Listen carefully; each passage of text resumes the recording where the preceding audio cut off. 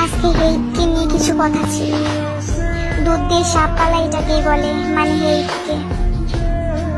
তারা হয়তো ভুলে গিয়েছে বিটিএস ছাড়া হেইট কিছুই না। শুধুমাত্র বিটিএস এর কারণে 90 মিলিয়ন আর্মি হেইটকে সহ্য করছে, না হলে কবে হেইট তার পজিশন হারিয়ে ফেলতো। হেইটের বোঝা উচিত আর্মি হেইটের রূপ দেখে না বিটিএস এর খাতিরে পড়ে আছে।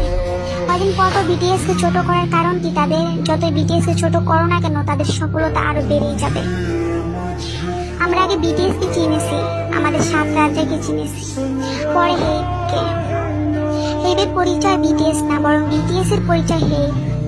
কথাটা হলো এটাই যে সাউথ কোরিয়াকে চিনে বিটিএস এর জন্যই।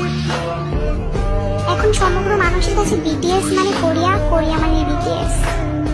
যেখানে বিটিএস এর গান ব্যবহার করে হেইটের কারেন্ট বিল দেওয়া হয়, সেখানে বিটিএস কে কেন ছোট করা হয়?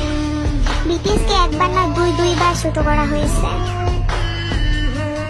হেইটের নিজেই এত উপরে ওঠে নাই, বিটিএস এর যোগ্যতা হেইট এত উপরে উঠেছে।